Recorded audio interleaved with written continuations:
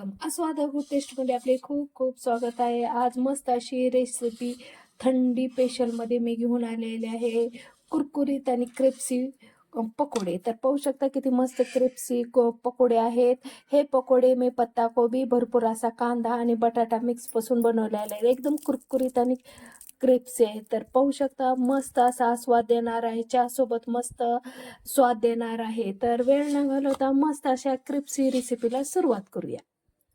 हिवाळा चालू आहे आणि हिवाळ्यात मस्त असं गरम गरम भजी तर झालेच पाहिजे. त्यासाठी मी पाहू शकता मस्त असे 3 कांदे घेतले आहेत, 2 बटाटे वरची साल काढून घेतले आहे आणि कोबी घेतला आहे, पत्ता कोबी. तर चला प्रथम आपण कट करून घेऊया. कांद्यावरची मी पहिली लेअर काढलेली आहे, तसंच मधोमध कट केलेला आहे आणि एकदम पातळ स्लाइडमध्ये आपल्याला उभा कांदा कट करून घ्यायचा आहे. जेवढा पातळ कट करून घ्याल तेवढा पातळ कट करून घ्यायचा आहे, जेणेकरून मस्त असे आपले पकोडे होतील. अशा प्रकारे पूर्ण कांदा कट करून घेतला आहे. तो अशा प्रकारे पातळ हाताने चोळून घ्यायचा आहे. पहा, अशा प्रकारे अतिशय खुल्ला खुल्ला करून घ्यायचा आहे आपल्याला. मस्त असा कोबी कट करणार आहोत, पत्ता कोबी. एकदम बारीक बारीक स्लाइड मध्ये आपल्याला कट करून घ्यायचे आहे. तुम्हाला जसं व्यवस्थित कम्फर्टेबल कट करा येईल तसं तुम्ही कट करून घेऊ शकता, पण आपल्याला अतिशय पातळ आणि अशा प्रकारे उभा कट करून घ्यायचा आहे. जेवढं पातळ कट करून घ्याल तेवढे मस्त पकोडे आपले होतील. आता अशा प्रकारे पातळ स्लाइड मध्ये कोबी कट करून घेतलेला आहे.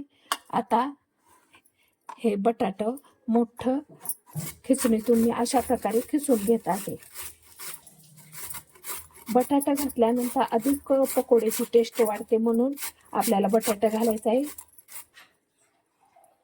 होऊ शकता अशा प्रकारे पूर्ण सारण मी चिरून घेतलेलं आहे. कांद्याचं प्रमाण जास्त आहे. बटाटा खिसून मी पातेल्यात घातला आहे. पत्ता कोबी ही मी मीडियमच घेतलेला आहे. बाउल घेतलेला आहे. प्रथम मी कांदा त्यात टाकून घेत आहे. भरपूर असा कांदा घेतला आहे. पत्ता कोबी टाकून घेत आहे आणि नंतर ह्या पाण्यातलं बटाटा अशा प्रकारे पिळून घ्यायचं आहे आणि ते टाकून घ्यायचं आहे. एकदम भन्नाट चव देणारे पकोडे होतात. मस्त असं सारण आपण एकत्र केलेलं आहे. तर आता मी 4-5 हिरव्या मिरच्या अशा प्रकारे बारीक कट करून घेतलेल्या आहेत, पाहू शकता. तसंच भरपूर अशी कोथिंबीर घ्यायची आहे आणि ती बारीक कट करून आपल्याला घालून घ्यायची आहे.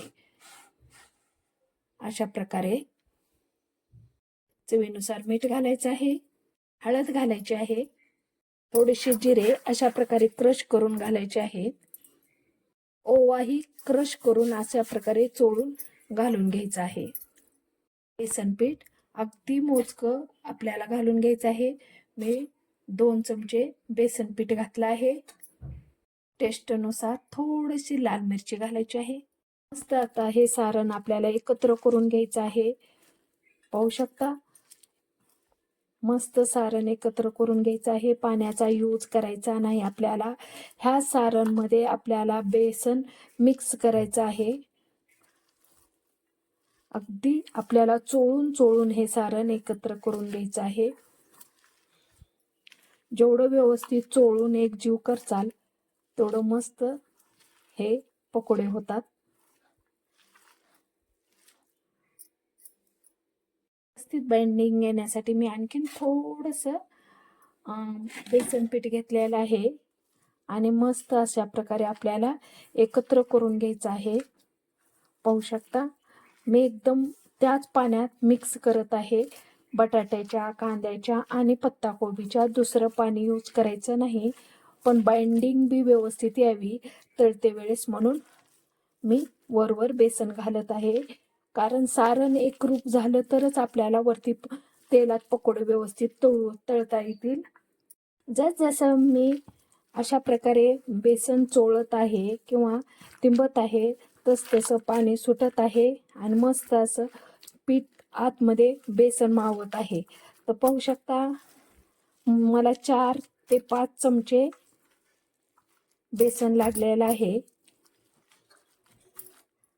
भरपूर असं बेसन लागलेलं आहे. ह्या चमच्याने 5 चमचे मला तब्बल बेसन लागलेलं आहे. पण पाण्याचा एकही थेंब मी यूज केलेला नाही आणि करायचंही नाही आपल्याला, कारण ह्या सारणमध्ये भरपूर असं पाणी आहे आणि पाणी हे सुटत राहतं. मस्त असं आपलं पीठ मळून झालेलं आहे. त्यात आपल्याला फक्त 1 चमचा कॉर्नफ्लॉवर किंवा तांदळाचं पीठ घालायचं आहे. मी तांदळाचं पीठ 1 चमचा प्लस हे 2 चमचे अशा प्रकारे तांदळाचं पीठ घातलेलं आहे. मस्त कुरकुरीत आणि खुसखुशीत होतात आणि एकदम तोंडात टाकल्यास भन्नाट चव देतात. म्हणून आपल्याला शक्यतो तांदळाचं किंवा कॉर्नफ्लॉवर पीठ हे घालायचंच, कारण मस्त अशी पकोड्याला टेस्ट येते, बाइंडिंग येते. तर पाहू शकता, एकही थेंब पाण्याचा यूज न करता हे सारण मी परफेक्ट मिक्स केलेलं आहे. मस्त असं कोमट तेल घालायचं आहे. पाहू शकता, मस्त कोमट तेल घातलेलं आहे आणि त्याच चमच्याने मी आणखीन सारण खालीवरी करत आहे. मस्त असा अशा प्रकारे पकोडा घ्यायचा आहे आणि तेलात सोडायचा आहे. आता मस्त अशी लोखंडी कढई ठेवलेली आहे. पाहू शकता, मस्त तेल गरम झालेलं आहे. आता आपण एक एक करून ह्याच्यात पकोडा अशा प्रकारे साईडला हात करायचा आहे आणि अगदी अलगदपणे आपल्याला सोडून घ्यायचं आहे. पाहू शकता, अशा प्रकारे एकदम इझिली सोडता येतं.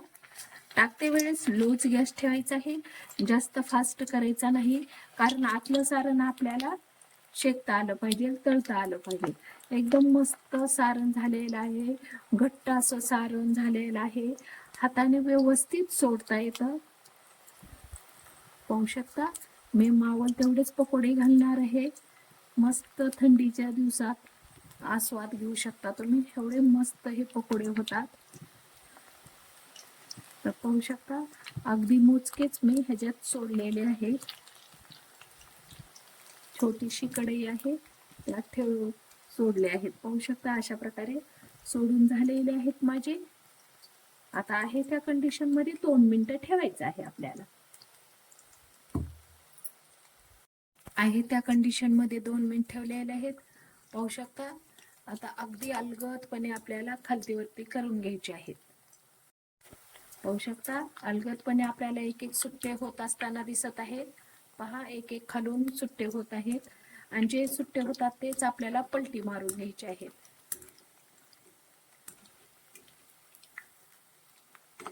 अगदी अलगदपणे आपल्याला खालतीवरती करायचे आहेत.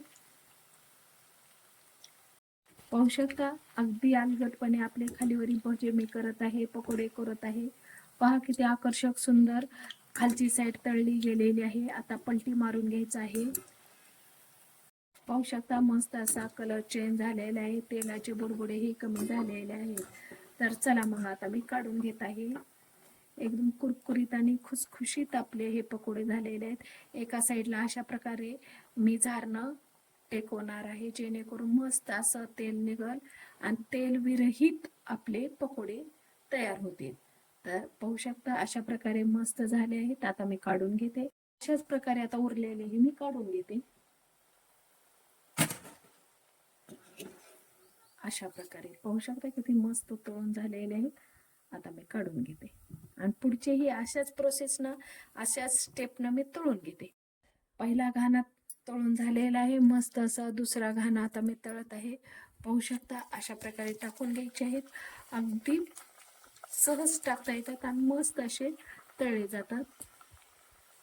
पहा, एकदम स्वादिष्ट रेसिपी आहे, खमंग अशी. एकदम तुम्ही व्यवस्थित तळता येत आहे. तुम्ही तुमच्या आवडीनुसार लहान मोठा आकार करू शकता. पाहू शकता, अशा प्रकारे मस्त असे आपले पकोडे टाकून झालेले आहेत. पहा, एकदम टाकल्यानंतर आपल्याला 2 मिनिटं गॅस फुल करायचा आहे, जेणेकरून टाकते वेळेस तेल आपलं थंड झालेलं असतं आणि आहे त्या कंडिशन मध्ये 2 मिनिटं ठेवायचं आहे आपल्याला. पाहू शकता, 2 मिनिटं आहे त्या कंडिशन मध्ये ठेवलेलं आहे. मस्त असे आपले खुले खुले पकोडे झालेले आहेत. अशा प्रकारे एकदम लो गॅसवर आपल्याला ही प्रोसेस करायची आहे. मस्त तळले जातात.